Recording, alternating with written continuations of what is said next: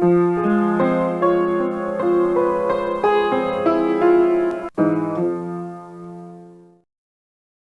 killed Sir Harry Oakes? That question has attracted a great deal of attention over the years. The murder of Harry Oakes has been written about ad nauseum since it was committed in 1943 in the Bahamas, and I think it's axiomatic of such cases where they've been covered to the point of utter saturation that the facts and the theories begin to wander. Here is a fresh look at the case, which I hope will begin from the point of view of first principles. See what you make of it.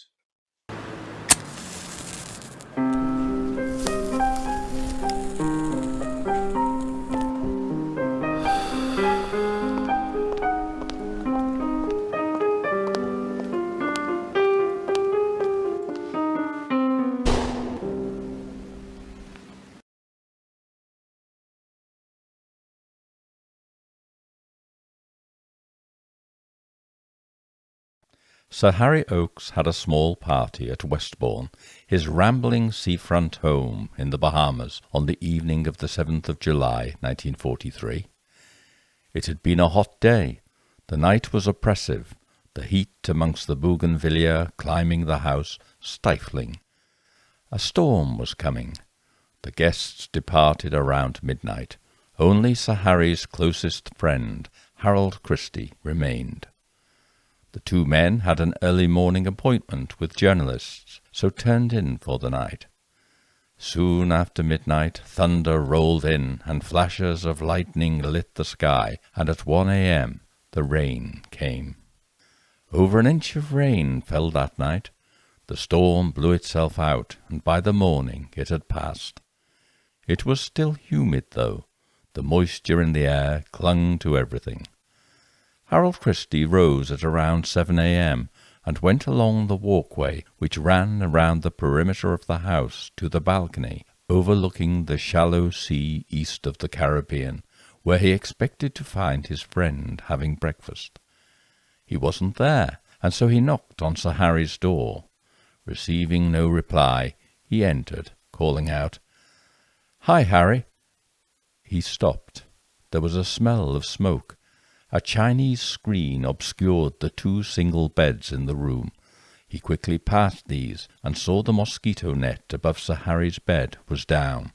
Sir Harry lay on the bed, burnt, covered in feathers. Rushing over to him, Christie tried to lift Sir Harry's head, but soon realized his friend was dead. Christie phoned the police commissioner, Lieutenant Colonel Reginald Erskine Lindop, who dispatched his deputy, Herbert Pemberton, to the scene. Dr. Hugh Quackenbush, Sir Harry's doctor, arrived, and though he at first thought it might be suicide, it soon became clear that Sir Harry's death was not the result of fire, but of 4 blows to the head which had penetrated his skull above the left ear to a depth of 1½ inches. He had been murdered. Harry Oakes was born in Sangerville, Maine, in December 1874 to William Pitt Oakes, a well-to-do lawyer, and his wife Edith Nancy Lewis. He attended Foxcroft Academy Prep School in Maine and then Bowdoin College, after which he studied to be a doctor for 2 years at Syracuse University. But he abandoned his studies at the height of the Klondike Gold Rush in 1898, which saw 100,000 prospectors head to the Klondike in search of a fortune. For most, including Harry Oakes, it brought only disappointment and hardship. But he didn't give up, and hereafter the pursuit of gold became his obsession. He prospected in Australia, New Zealand, California, even the Philippines, learning about gold, where it could be found, and the patterns of its distribution in the earth. Finally, his perseverance paid off. In 1911, in Kirkland Lake, northern Ontario, he staked a claim, established the Lake Shore Mine Company, and over the next 20 years he turned it into the most productive gold mine in America. He became one of the world's richest men, with a fortune estimated to be $50 million. That's about $1 billion in 2024 terms. In 1923, at the age of 49, he married 24-year-old Eunice Myrtle McIntyre in Sydney, Australia, and the couple had 5 children. He moved to the Bahamas in 1935 for tax reasons and became a British citizen. Here he invested a great deal of money in the development of the islands and came to own about a third of the main Bahamas island of New Providence.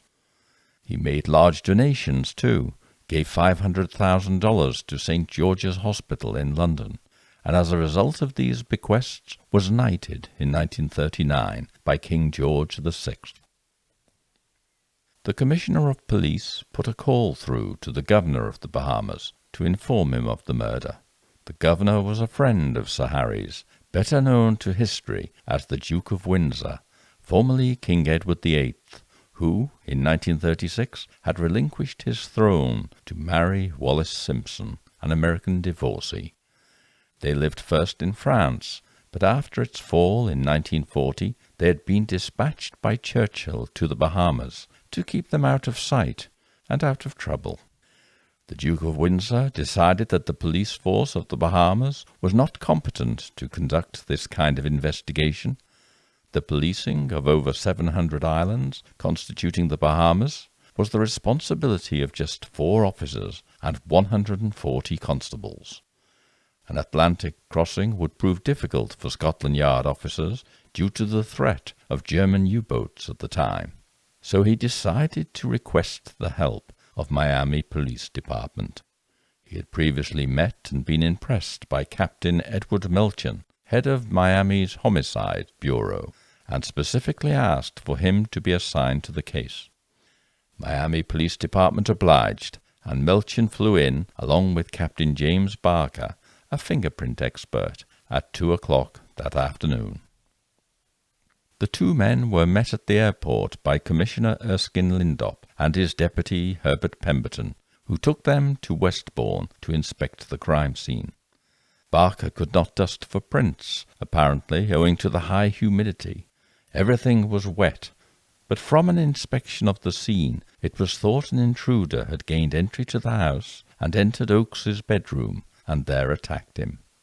They had then poured a petroleum-based flammable liquid on him and set fire to him. He had, detectives thought, revived during this process before being overcome, after which the fire was lit again, but the fire had not taken hold because of the pervading damp in the house. It was also thought that whoever had done this must have burnt themselves owing to the volatility of the accelerant used. Initial suspicions of the detectives settled upon Harold Christie, Sir Harry's best friend. He had been asleep in a room just a few yards from the murdered man, and yet claimed to have heard nothing in the night. That seemed surprising. He said he had only woken twice, once at the sound of rain, and once because of mosquitoes. Captain Melchen asked to see Christie's arms, but he could find no evidence of burns on his arms or elsewhere. Then Melchen's attention was drawn to another man, who had arrived at Westbourne early that afternoon. This was the dead man's son-in-law, Count Alfred de Marigny. Marigny's manner did not reveal any obvious distress at the death of his father-in-law, and he struck detectives as a self-regarding sort of man. Melchen asked Marigny to roll up his sleeves. Marigny's forearm hairs were singed, as were those of his eyebrows and beard. Marigny said this had happened when he was lighting a candle at a dinner party he had given the night before. Melchen asked Marigny what he had worn the night before, and the latter replied it was a suit. But later, at Marigny's house in Victoria Avenue, when Marigny's valet fetched the suit, he produced mismatching garments which did not look to have been worn recently.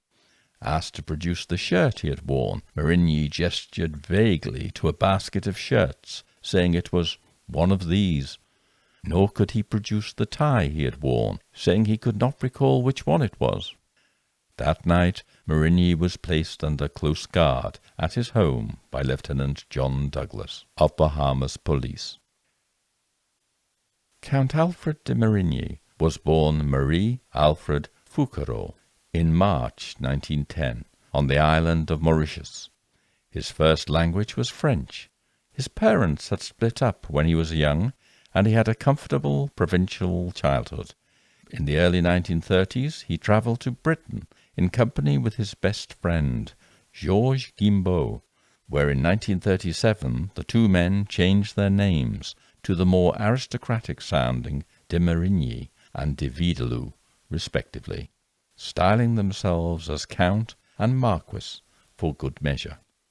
It opened doors for them. Marigny married advantageously twice, first to Lucy Alice Cahan in 1937, which lasted for just a week, during which she claimed he treated her cruelly, pursued other women, and afterwards kept her dowry. And then, a few months later, he married an heiress called Ruth Farnstock. Although he claimed he had made his money by astute investments, it is clear that she was the real source of his money. Marigny separated from Ruth in 1939, and they divorced in 1940, but they continued to live together, and it seems that this was simply a device to circumvent the restrictive financial measures introduced during the war. Ruth certainly continued to supply him with money after their divorce, apparently £25,000. That's approximately £1.5 million today. It was at the end of 1941 that Marigny met Nancy Oakes, the eldest daughter of Sir Harry Oakes. She was then 17 and he was 31. 2 days after she turned 18, they married at a New York registry office. The Oakes, who knew nothing of this, were furious, but in an attempt to make the best of it, Sir Harry offered Marigny a job, which he declined. Marigny was trying his hand as a chicken farmer at the time. But this uneasy calm ended when Ruth Farnstock learned of her ex-husband's remarriage. She wrote to the Oakeses via their solicitor, informing them that Marigny was a gold digger, and that all his money came from her. She also informed them that at the time he had married their daughter, both she and Nancy had been pregnant. They were appalled. Nancy apparently caught typhoid and suffered a debilitating form of gum disease around this time, which necessitated the removal of her upper teeth, and her parents decided that she should have an abortion. Marigny refused. A terrible row ensued between Oakes and Marigny. They made up, but it wasn't to last. There were more rows, and these were exacerbated when Oakes, who by now was thoroughly convinced his son-in-law was an unmitigated gold-digger, became concerned over Marigny's influence over his 15-year-old son, Sidney. He began to suspect that Marigny sought to control Sidney in order to obtain control of his fortune should Oakes himself die. He was also concerned that Marigny's house was rumoured to be one of ill repute, and he was determined to prise Sidney from Marigny's grasp. On one occasion, Oakes was heard to roar at Marigny, "You're a sex maniac! I ought to have you both whipped!" On another occasion, Oakes went to Marigny's house at 4 a.m. and dragged his son Sidney out of bed. "Get your clothes on and get the hell out of this house," he roared.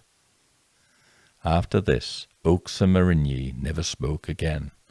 Although Lady Oakes sent Nancy money for her birthday, it was returned, and she informed her that there could be no rapprochement until her mother and father accepted her husband. Unbeknownst to Nancy and Marigny, Oakes altered his will. Nancy would receive none of his fortune if he should die until she was 30 years of age. All of this seemed to detectives to provide a compelling motive for Marigny to murder his father-in-law. They looked to establish Marigny's movements. It was learned that Nancy was in the U.S. for the summer taking dance classes, and on the day of the murder Marigny had raced his yacht, Concubine, in the afternoon. In the evening he gave a dinner party, Amongst his guests had been the wives of two RAF officers called Dorothy Clark and Jean Ainsley, and he had driven them home at 1 a.m. They lived just 100 yards, about 90 metres, from Westbourne. This placed Marigny very close to the scene at around the time the murder had been committed. Marigny had risen early the following morning, called at the police station regarding a car licence, and visited his chicken farm, returning at around 11 a.m., where a friend had stopped him and informed him that Harry Oakes was dead. After this, he had gone to Westbourne to learn more. Captain Barker, the Miami detective, dusted for fingerprints and lifted a fingerprint from the Chinese screen. At 6:15 p.m., Alfred de Marigny was arrested for the murder of Sir Harry Oakes. The funeral of Sir Harry Oakes took place on the 15th of July and was a private affair in Dover, Foxcroft, where he had lived as a boy. Nancy attended and was here told by detectives that Marigny was her father's killer and that his fingerprint had been discovered in her father's bedroom. She didn't believe this and resolved to stand by her husband. The evidence against Marigny was heard first at the Magistrates' Court in August 1943, and there were two notable features to this. First, Detective Melchan and two constables declared Marigny had not been upstairs in the house, and so nowhere near the screen prior to the fingerprints being found. Thus the fingerprint found could only have been made at the time of the murder. Second, Lieutenant John Douglas, who had kept guard on Marigny, said Marigny had told him Oakes deserved to die, and also asked him if a man could be convicted in British law on circumstantial evidence alone, or if the weapon had not been found. But he also said that contrary to the claims of Detective Melchan, Marigny had been upstairs alone around noon for about 45 minutes the day after the murder. This was important because it suggested that Marigny could indeed have touched the screen before it was dusted for prints on that day. Nevertheless, the evidence was such that Marigny was committed to stand trial for murder. The trial of Alfred de Marigny began in Nassau Courthouse on the 18th of October 1943 before Chief Justice of the Bahamas, Sir Oscar Daly. Alfred Adderley set out the case on behalf of the Crown, declaring that the murder had been committed by Marigny for revenge and gain. The evidence against the defendant was burnt hairs, indicating his having burnt himself, as the person who lit the fire must have done, his proximity to the crime scene at the time it occurred, as well as conversations reported, and a fingerprint discovered on the Chinese screen. Mabel Ellis, Sir Harry's maid, told the court Sir Harry never locked his doors or windows. She said she had seen Harold Christie's car outside the front of the house when she left at 10:15 p.m. Christie appeared next and denied this, saying his car had been some distance away. Higgs, for the defence, asked whether Christie had left the house at all that night, and he said he had not, that he had slept at about 12. Higgs pointed out that a Captain Sears of the police reported he had seen Christie in town in his car that night, but Christie replied he was very seriously mistaken. Higgs put him under some pressure, asking him why he had thought Oakes was still alive when he first saw the body, and showed him a photo of the dead man. "Does this look like someone who is alive?" he inquired. "For God's sake, Higgs," Christie replied, "be reasonable." A woman called Mrs. Kelly, who lived in the grounds of Westbourne, told the court she had seen Marigny arrive in the morning following the murder, saying he was going to be sick.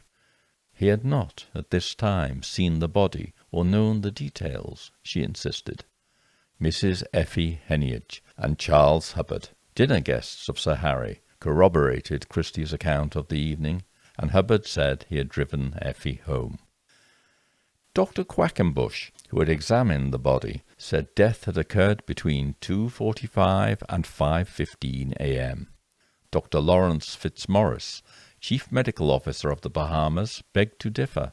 He placed the time of death at between 1:30 and 3:30 a.m. He had conducted the post-mortem on Oakes and found the cause of death had been 4 diamond-shaped wounds above the left ear. The body had also been severely burned, especially on the left side. A Constable Parker said Marigny had come to the police station on the morning the murder was discovered, concerning a car license. He described his appearance on that occasion as being wild-eyed, and said he seemed to have swollen lips. Dorothy Clark and Jean Ainsley, the RAF wives who had attended Marigny's dinner, said Marigny had lit a short candle that evening. He had driven them home at around 1 a.m., drawing their attention to the time. Major Herbert Pemberton described the crime scene and proved himself to be thoroughly incompetent. He made an important admission concerning the fingerprint, though. Higgs inquired, "Is it correct that you never in fact saw the print in situ?" "Yes, I never saw the fingerprint on the screen." "I see. Most interesting." Pemberton also conceded that a dozen people had wandered in and out of the crime room during the period, and that he had searched Marigny's chicken farm without a warrant. It seemed that almost every action Pemberton had taken had been characterized by incompetence and violation of the most basic police procedures. Lieutenant Douglas repeated his testimony given at the magistrate's court that Marigny had gone upstairs at Westbourne around noon. The 2 policemen who had corroborated Melchan's account that Marigny had only been upstairs later now rather shamefacedly amended their testimony to suit the new narrative. Marigny had indeed been upstairs much earlier, before the fingerprint dusting was carried out, but he hadn't been anywhere near the screen, they insisted. Edward Melchan described how, given the extent of traffic in and about the house, it was impossible to find footprints or tire tracks. He thought perhaps half a gallon of petroleum-based fluid could have caused the burning. Ernest Callender for the defence cross-examined Melchan. He was hesitant, evasive regarding the fingerprint of Marigny discovered by his partner, James Barker. He said he didn't know whose print had been found on the screen until 15th of July, a week after the arrest of Marigny, when Barker had informed Lady Oakes of it in his presence. Callender pressed him on this rather surprising information. Did he not agree? It was strange that in all that period in which they were working together and discussing the case, Barker had never mentioned that he had found conclusive evidence placing Marigny at the scene, he inquired. Melchan agreed. It was strange. Next day, presumably in consideration of the damage this concession had done to the prosecution case, Melchan corrected his evidence, saying he had been told by Barker and Pemberton that they believed they had found Marigny's fingerprint on the screen, but it had only been confirmed on the 19th of July. It really didn't recover the position much, and the judge was distinctly unimpressed. Captain James Barker was then questioned by Godfrey Hicks. He told the court he had quickly identified the screen as a possible source of prints because it shielded Oakes's bed and access to it. He had found a number of prints in all on the screen, but few were legible. He had lifted those that were with Scotch tape and transferred them to card. He had noticed one looked like Marigny's and so visited the lab to enlarge it. But it quickly emerged in cross-examination that the fingerprint had not been photographed in situ, thus giving it provenance, and that the screen had now been wiped clean. Higgs promptly demanded that the fingerprint evidence be ruled inadmissible. There was, he said, no proof that it had ever been taken from the screen, as it had not been photographed on it. The judge decided to allow it, with reservations, but it was a critical point, and the prosecution case was shaken. Pressed by counsel, Barker made rather unconvincing excuses as to why he had not taken a photo of the screen with the fingerprint in situ, and Higgs remarked, ironically, that it was almost as if he was trying to obscure the fact of where the fingerprint had been obtained. The court was rapt in its attention at this. Higgs pressed on towards a logical conclusion. He inquired why the print was so clean and had not lifted any of the floral pattern background on the screen. Barker said it had been taken from a part of the screen where there was no pattern. Higgs asked him to demonstrate where on the screen this might be done. Barker tried, and smiled ruefully. He couldn't do it. It was impossible. Higgs then openly accused him of lifting the print from elsewhere and pretending it came from the screen. Barker emphatically denied this. He had been 16 hours in the witness box during the previous 3 days. For the defence, it had been time well spent. John Anderson revealed that he had drawn up a financial statement for Marigny just a month before the murder, which acknowledged that he had received £25,000, £1.5 million today, from Ruth Farnstock since the 1940 divorce. He agreed Marigny was in a financial bind, and said he had asked Marigny what prospects he had of inheriting Oakes's money, and he had replied that Oakes was drinking himself to death. Lady Oakes told the court she had not spoken to her daughter Nancy for some time, and said the will had been altered following the row at the hospital. Marigny appeared in the witness box and proved an excellent witness on his own behalf, witty, credible, confident. He said he had married Nancy for love, not for money. He did not recall which tie he had worn because he had so many. He burnt himself while lighting a candle. He took the 2 RAF wives home at 1 a.m. and went to bed himself at 1:45. At 3 a.m., Georges de Vidalou took 16-year-old Betty Roberts home, and they spoke at 3:15 a.m. concerning the cat, Grisou. He was up early the next morning and went to the chicken farm. He also said that during an interview with Melchin, he had been asked to pour him a glass of water from a pitcher. A short time afterwards, Barker had looked in the room and asked if all was well. Melchin had replied, yes. A few hours later, he was arrested. The implication was clear. They had been obtaining a fingerprint from him. As soon as this was done, he had been arrested. Marigny claimed also that he was far from broke because he had loaned Vidalou £7,708. That's about £450,000 in 2024. Attorney General Hallinan, in cross-examination, did his best to shake Marigny. "What was your father's name?" he asked. "Alfred Fouquereau," came the reply. "And where did you get the name de Marigny?"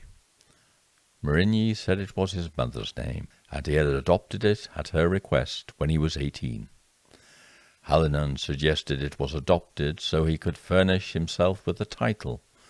He showed that Marigny had changed his name by deed poll only in 1937, 10 years after he said he had changed it at his mother's request. Hallinan questioned Marigny on his simultaneous courting of Nancy, whilst at the same time living with his ex-wife Ruth, and pointed to the fact that he had married Nancy just 2 days after her 18th birthday. When asked about the disparity in the apparent change of clothes he had showed Melchin, Marigny said Melchin lied. He said Mrs. Kelly was mistaken in saying he had said he was going to be sick when he arrived at Westbourne in the morning, too. And Constable Parker had lied in saying he appeared wild-eyed at 7:30 a.m. when he called into the police station. There was a palpable air of triumph in court for Marigny's team. The final few witnesses did little to upset the party. Betty Roberts, Vidalou's 16-year-old girlfriend, stuck to Marigny's version of events.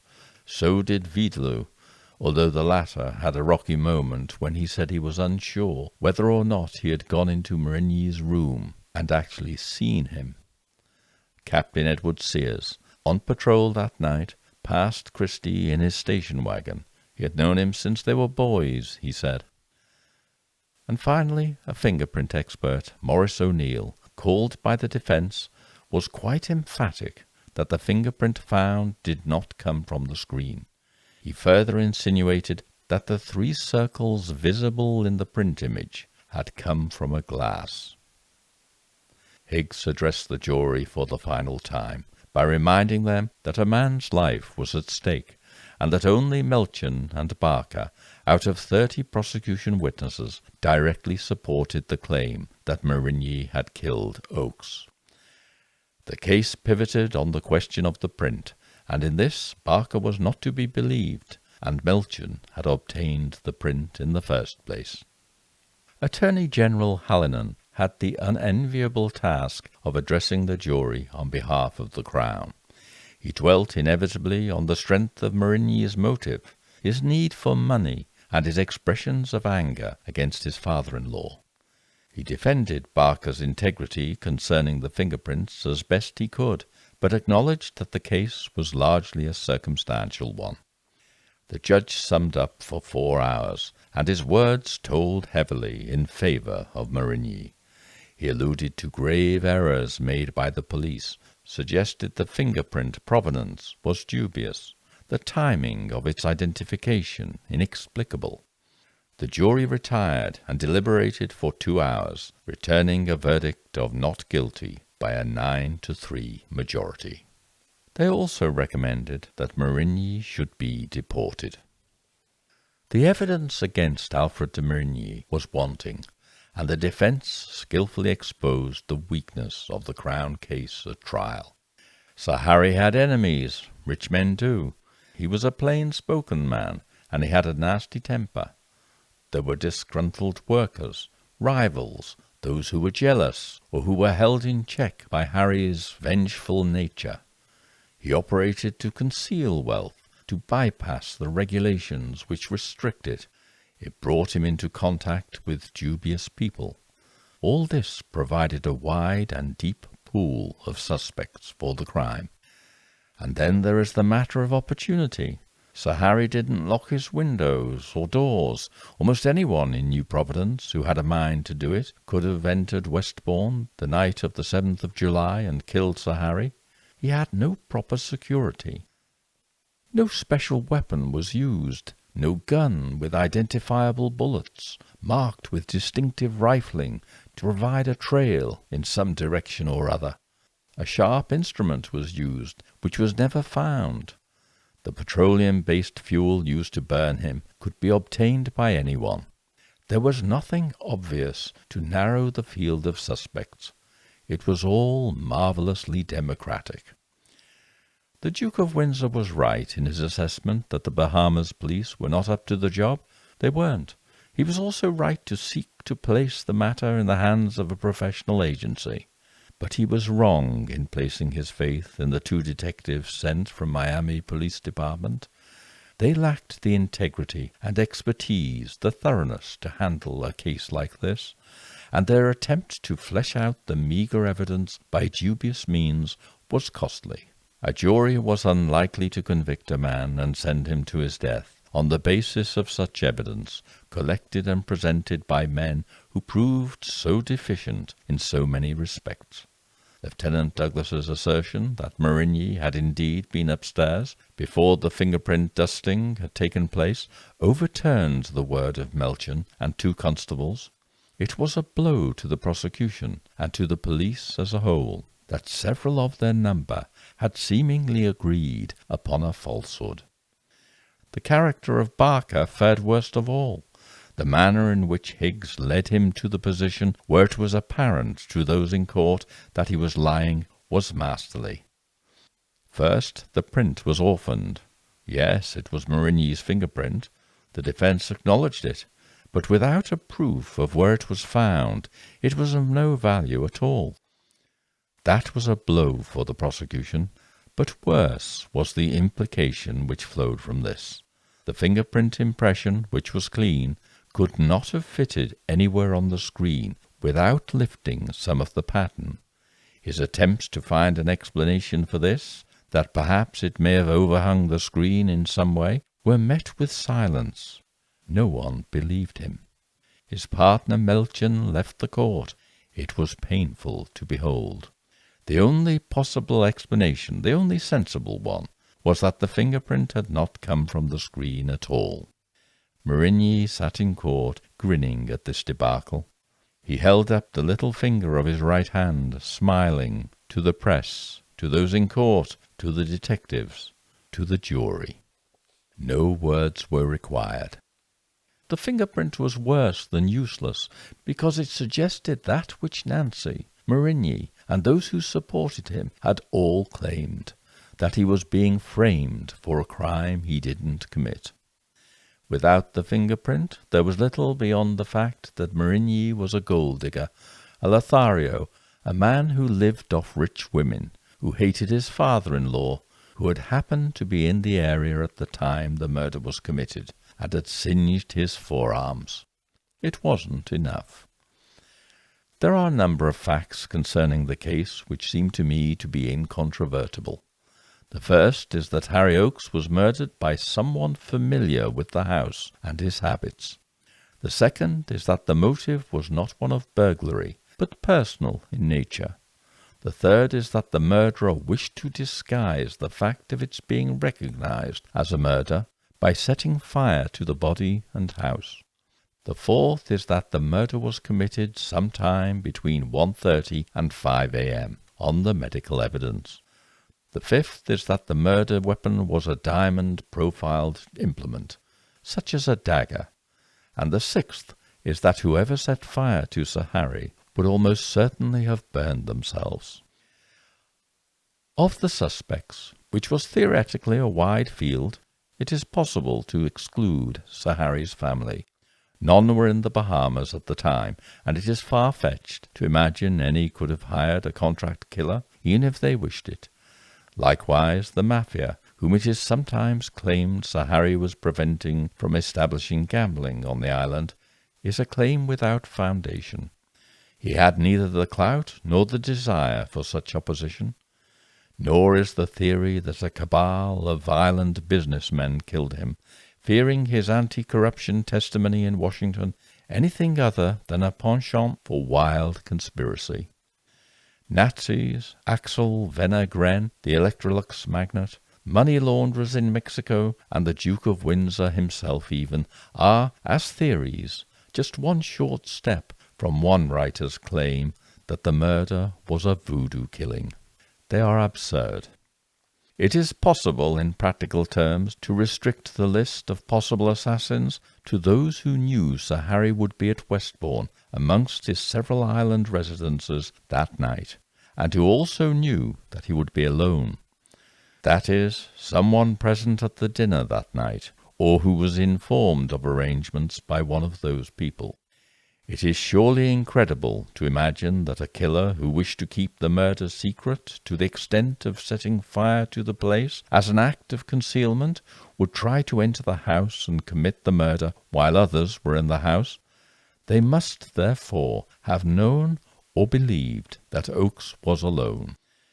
Yet it can also be said that all those at the dinner, including the maid, knew that Christie was to spend the night there.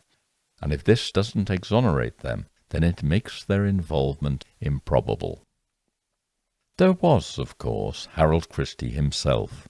He was alone in the house with Oakes. No one, prima facie, had a better opportunity, and none of his story made any sense.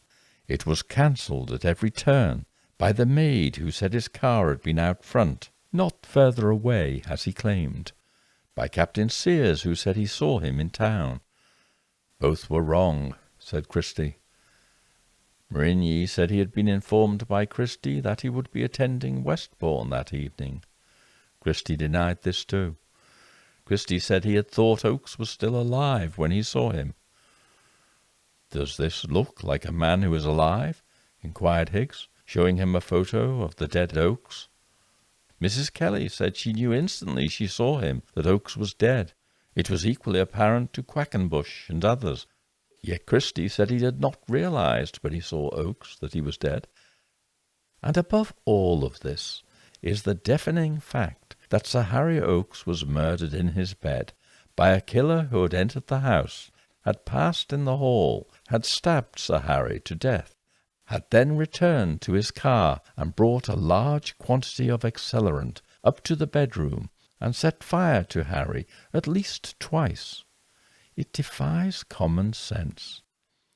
Yet Harold Christie was most insistent he had been at the house all night, had never left, in spite of evidence to the contrary.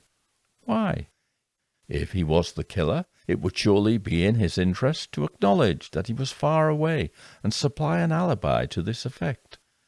But he insisted he was at Westbourne and heard nothing. He was evasive in court, under enormous pressure.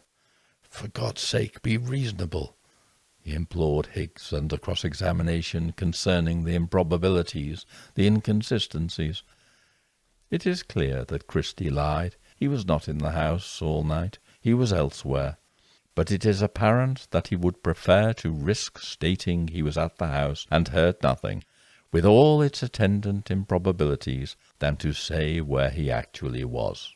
It suggests to me that he had a rendezvous of an illicit nature, and could never state this because of the nature of that assignation. We will return to this. It seems to me that only one person fulfilled all the requirements necessary for the murder of Harry Oakes. That is Alfred de Marigny. There are a number of reasons for this.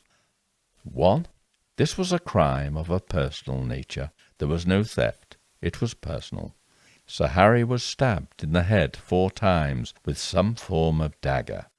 Only Marigny had such an emotion, had displayed such an emotion towards his father-in-law, or had cause for it. 2. Marigny was in the area at the time of the murder.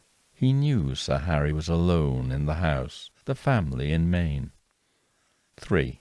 Marigny claimed to John Anderson that he did not know which of the houses Oakes was staying at that night when they sought to visit, but in court he claimed that Christie had told him, in turning down his dinner invitation, that he was spending the night at Westbourne. He knew exactly where Sir Harry would be, because he said so himself. 4. Marigny knew the house, the habits of Sir Harry, and knew the doors would not be locked. He knew where to go in the dark, had a mental map of the place. 5. Marigny was broke. Although Sir Harry had effectively delayed any possibility that Nancy could inherit his money for another 11 years, he was not aware of this. He thought he would gain access to her fortune.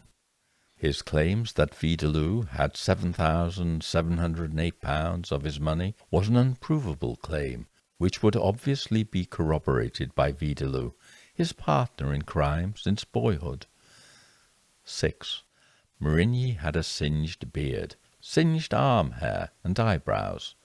This was not from lighting a candle at dinner, as he suggested, nor from lighting a bonfire, another of his suggestions.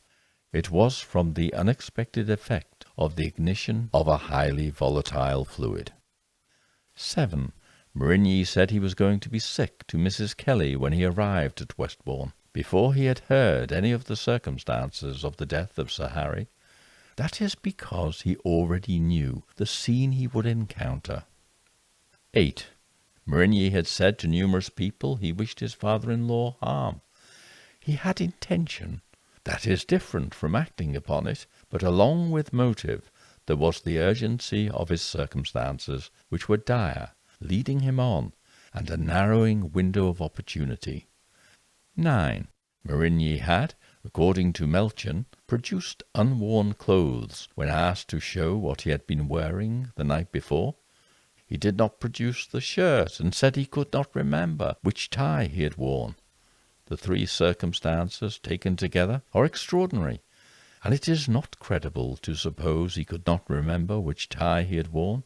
He was a dandy, a man who cared about such things. His tie was burnt and destroyed, so could not be produced. He could not risk producing another one of his ties, because the RAF women at the party had commented on it. They might deny a random tie he produced was the one he had worn. He had to keep it vague. 10. Marigny's alibi from Vidaloo was clearly fake. De Vidaloo came apart in court when this was tested under cross-examination, and it was suggested that he had previously stated he had not seen Marigny. He panicked. He believed his lies were tripping him up, because he was relaying a story, not the truth. He had not Marigny's self-assurance under fire. Marigny did not have an alibi for the time of the murder. 11. And finally, and most compellingly of all, to me, is the fact that the killer went to a great deal of trouble, incurred additional risk to conceal the fact that Sir Harry Oakes had been murdered. Who could have wished to conceal such a thing? Not the mafia, or an island cabal, or someone exorcising an old grudge. The only person with such an interest in its concealment was someone who knew they would immediately be suspected if it was known that Sir Harry had been murdered. Alfred de Marigny. It is impossible to know exactly what happened that night in July 1943, but the circumstances are highly suggestive. Marigny was a professional womanizer. He lived off women. It was the only career he had. Now he was in a spot. He was broke, and his ex-wife was pursuing him for the £25,000 she had spent on him since their divorce, with all the vehemence of a wronged woman. He was forced to borrow £2,000, that's over £100,000 in 2024, from the bank to stave off a court case which would expose the true state of his finances and imply his motives to his wife. Anderson asked him of his hopes to inherit, and he said Oakes was drinking himself to death. Therein lay the germ of an idea for the busy, avaricious mind of Marigny. According to the FBI files, Oakes had told a man he met at the airport that he feared his son-in-law might seek to expedite his death to secure his daughter's inheritance. That was not heard in court, but Oakes acted to stunt any such ambition. He told Marigny Nancy would not get a penny following the row at the hospital. Marigny had reason to fear his father-in-law might exclude Nancy from his will. The family had stopped speaking to Nancy, and vice versa, since March, 4 months before. If it were to be done, it were better it were done soon. He knew that Oakes would soon travel to Maine to join the family. He did not know when next he might have such an opportunity, and he had another worry. His relationship with Nancy was waning. She had been ill. He didn't love her. She was a cash cow. She had left her husband and travelled to the US for the summer. Perhaps she was starting to become aware of her husband's real nature. After all, Ruth's letter had arrived, and she must have been aware of it. It would be in her parents' interest to see that she was. Whatever Marigny's denials in the matter, she would surely wonder, was his marriage to her simply a means to a lucrative end? Ruth Farnstock had said so. He cannot have told Nancy that his money came almost entirely from Ruth. He will have parlayed his usual tale of clever investments in the stock market, etc. She would accept these explanations. She was 19. But had Ruth been pregnant at the same time as herself? The volume of accusations would stack up. We all have our threshold of credulity, what we refuse to accept and what we cannot refuse to believe. What was hers? It would seem strange if one of the world's richest men did not seek to learn by whatever private means at his disposal all he could of this man of ill repute who had married his daughter, though we know nothing of it. If he did, then Nancy would learn of her husband's not being a count at all, nor of his name being Marigny, nor of Ruth being his only previous wife. He had another, briefly, in 1937. It was an inconvenient truth. How many other inconvenient truths might be uncovered? The FBI files from the 1950s reveal they believed he was involved in drug smuggling. There is ample proof by association for it. It was understood by police that he and Vidaloo used young girls and women for immoral purposes at Victoria Avenue. It outraged the Duke of Windsor that he did so. The worst of men make the best of hypocrites. And at the time of the investigation it was reported by the Mauritius police to the authorities in Nassau that Marigny was suspected of the murder of his godfather in the 1930s. This was a bad man, a man with secrets. Time was running out for Marigny. He had bagged a considerable prize, the daughter of one of the richest men in the world. He needed to monetize this while he could. On the evening of the 7th of July, Marigny drove the two RAF wives home. He knew what he was about to do. He carried petrol with him, and he had some form of dagger, too. He left the women after 1 a.m. Now he was just 100 yards from Westbourne. Harry Oakes was alone. Oakes was choking his marriage, his enterprise in the Bahamas, his reputation. He was bringing him to financial ruin. He needed to act, and he was just 100 yards away from an enemy who never locked his doors and would be asleep in his bed at this moment. He parked his car and made his way to Westbourne, and here he entered the house by a rear stair. By now the thunder and lightning and the rainfall was masking any unwanted noises.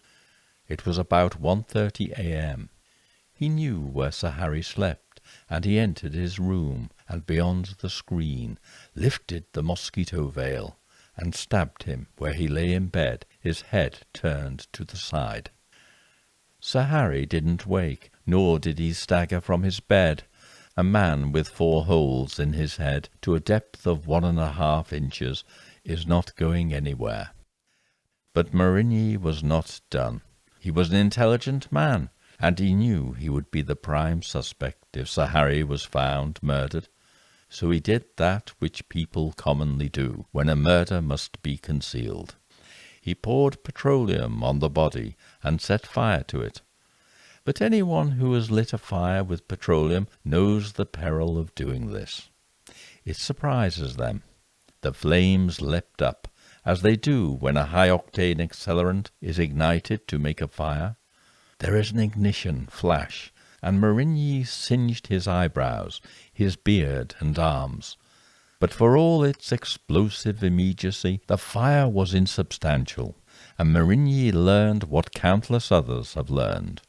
What William Gardner learned at Peasenhall in 1902, what John Lee learned at Torquay in 1884, that it is not easy to burn a body. As soon as the accelerant was consumed, the fire died down. A pillow burst and feathers floated about the room, stuck to the glistening body.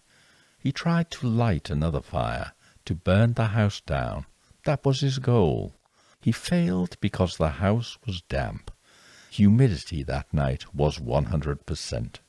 The fire charred and blackened parts of the room and hallway, but it didn't consume the house, and Sir Harry's body, though badly burned, was intact. And so were the telltale signs of the cause of death. And what of Christie? Was it pure good fortune for Marigny that Christie was absent on some illicit amorous rendezvous? It may have been, but it may be that Marigny had taken care of this also.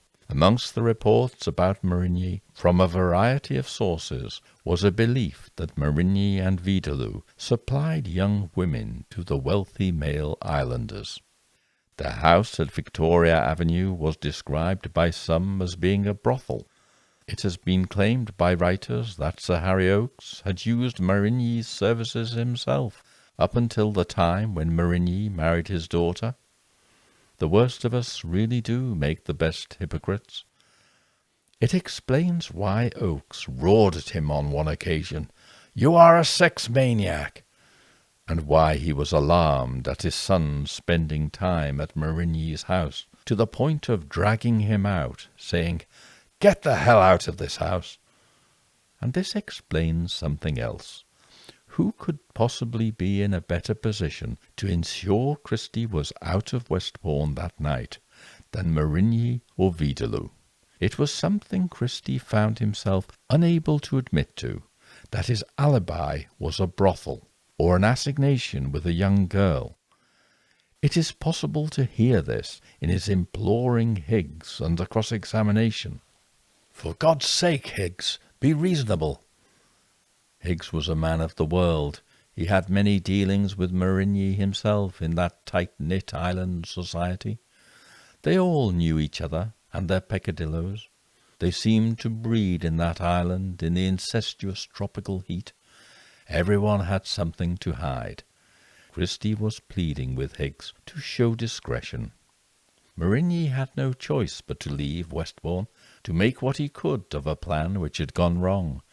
He returned to Victoria Avenue and solicited the help of Vidalou, his boyhood friend, his partner, who would have known of his plan anyway. In the morning he visited the police station at 7:30. It was said no one had ever paid a visit to the police station at such an early time before. It was conspicuous. Whether he was wild-eyed or not, or had swollen lips, is subjective. But he was there for a mundane purpose, and it was noticed. He was seeking to develop a narrative of events, to impress normality on his day. He had, according to himself, been up until 3:15 a.m., speaking to Vidalou about his cat Grisou. Yet he rose at 7, less than 4 hours later. Was that likely? And for such a routine purpose? He went on to the chicken farm, and here he burned his clothes. And then, before noon, he drove back to town, encountering John Anderson. Anderson wanted to tell him something, but Marigny talked first, talked fast, seemingly oblivious to Anderson's urgent desire to give him the incredible news he had received. He is seeking to lay down a narrative of blissful ignorance of the whole matter. He wants to speak his lines. At last Anderson tells him. Now he is astonished. What? Who? How? Anderson can tell him nothing, so they decide to go to Westbourne to learn more. That is irresistible, to visit the scene of the crime, to find out what the authorities know. Do they know it is murder? That is a critical thing for Marigny. But things look good. Quackenbush declares he thinks it may be suicide. Pemberton is a nodding dog as people trample about the crime scene. Christie and he chat with Pemberton. His spirits rise through the afternoon. He is excited, watchful. Then Melchin and Barker arrive and begin to pay attention to him, to his levity, his barely concealed elation. He cannot conceal it because it is real, grinning through, and now things begin to unravel. Ultimately he was the chief suspect because he had the motive. He had the means. He had the opportunity. Too many circumstances pointed to it being Marigny who had killed his father-in-law. The detectives saw this. They understood that he was the murderer, but they didn't have the hard evidence for it. Even when placed in the perilous position of suspicion, Marigny was aware of this. Lieutenant Douglas, whose testimony was helpful to Marigny, and who possessed the integrity to tell the truth even though it harmed his own case, said that Marigny had inquired if it was possible to convict someone in British law on circumstantial evidence alone. Marigny was clever. He knew the circumstances pointed to him as soon as Sir Harry's death was understood to be murder. But he knew also there was no evidence against him. Did the detectives obtain the fingerprint from Marigny and attribute it to being found on the screen? It is likely. I can see no easy way around this. They hoped to place the cherry on top of the cake to close the case, and in so doing they destroyed it. Melchin may or may not have obtained the print from a glass, though whether he did it in the crass manner in which Marigny claimed he did it seems doubtful. But by this time Marigny will have known the print was faked. He had made no such error, and in any case a man who commits a murder hardly balks at a lie.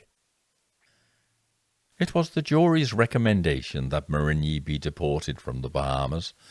The Assembly voted on the matter and decided that Marigny and Vidalou should both be deported. They were two very disreputable men. Nancy's marriage did not survive. In fact, she was seeing other men during the period she was supporting her husband, who was being tried for murder. She had all bases covered. Clearly she enjoyed the limelight of the trial, and subsequently she went through a string of lovers and husbands in her effort to stay in the limelight. She died in 2005 at the age of 81. There is a postscript to the Harry Oakes murder investigation. In 1946, Lady Oakes requested that the matter of her husband's murder be reopened. The war was over now, and so Scotland Yard conducted a review of the evidence. A 130-page report, which was released only in 2005, was produced. It concluded, "In our opinion, Alfred de Marigny was the murderer, and with great respect, we think the case was mishandled." It was also concluded that Georges de Vidalou was his accomplice. Although Marigny was protected against being tried for a second time by the double jeopardy rule, he could be charged with perverting the course of justice, and consideration was given to charging Vidalou as his accomplice.